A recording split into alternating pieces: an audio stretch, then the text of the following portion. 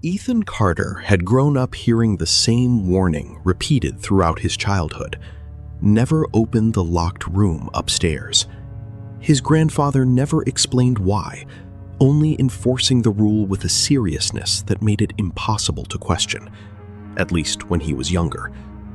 But after the old man passed away, the house fell into silence, and the rule began to feel less like a warning and more like a mystery waiting to be solved.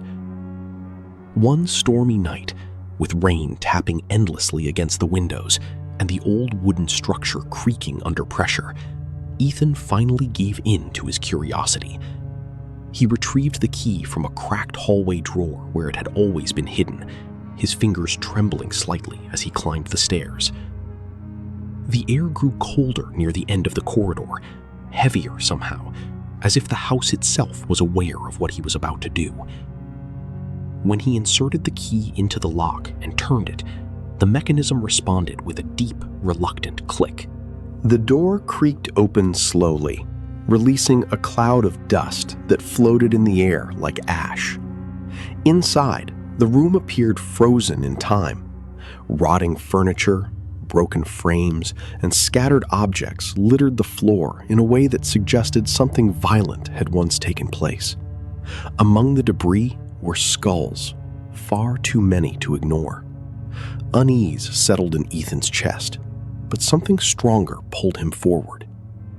That was when he noticed the mirror leaning against the far wall, tall, cracked, and deeply unsettling. It wasn't just its appearance. It felt wrong, almost alive. Thin beams of pale light leaked from its fractures, stretching across the floor as though the mirror itself were breathing. Drawn toward it, Ethan stepped closer. At first, his reflection appeared normal, pale, nervous, but unmistakably his. Then it blinked, even though he hadn't. Ethan staggered backward, his heart pounding as confusion gave way to fear. The reflection stood still for a moment, then slowly formed a faint, unnatural smile, one Ethan knew he wasn't making. A cold dread crept through him as he raised his hand cautiously, but the reflection did not mimic him.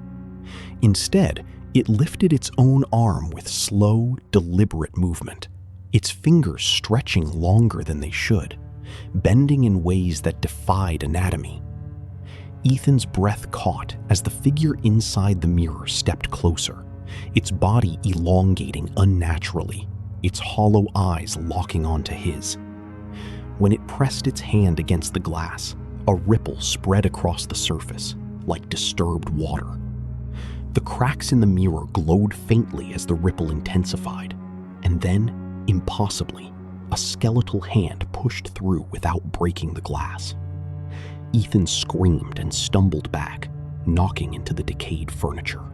Instantly, the room seemed to react.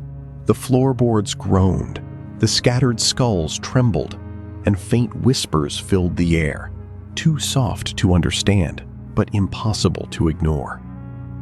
Panic surged through him, and he turned to run, desperate to escape.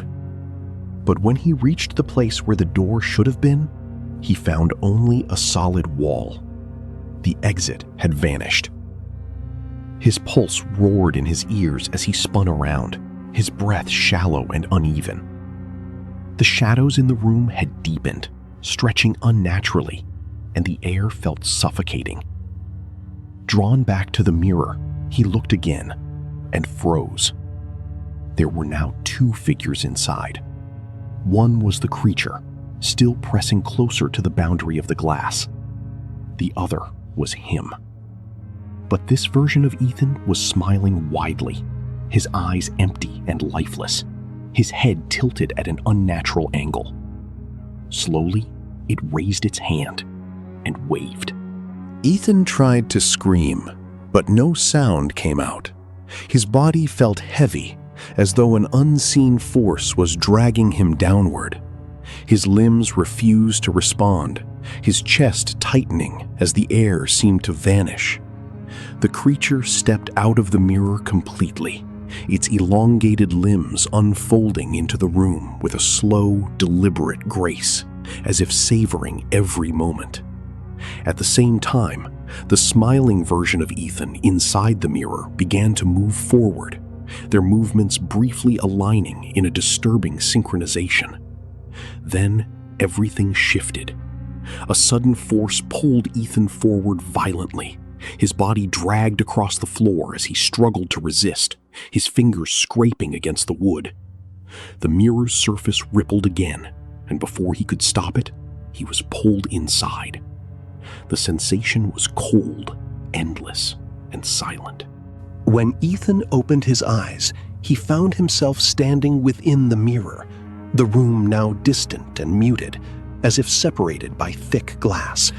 He pounded against it, screamed, begged, but no sound escaped. Outside, the creature now stood in his place, examining its new form with quiet curiosity before forming a smile that mirrored Ethan's own. Time lost meaning as Ethan remained trapped, unable to escape or be heard. Days, or perhaps longer, passed before the door opened once again. A young woman stepped cautiously into the room, calling out softly into the silence. Ethan rushed toward the mirror, slamming his hands against it, trying desperately to warn her, but she couldn't see or hear him. Behind her, the creature slowly turned toward the mirror. And in that moment, Ethan noticed something else in the reflection behind him. Something darker, older, and far more sinister. It stood just out of focus, watching patiently, waiting, smiling.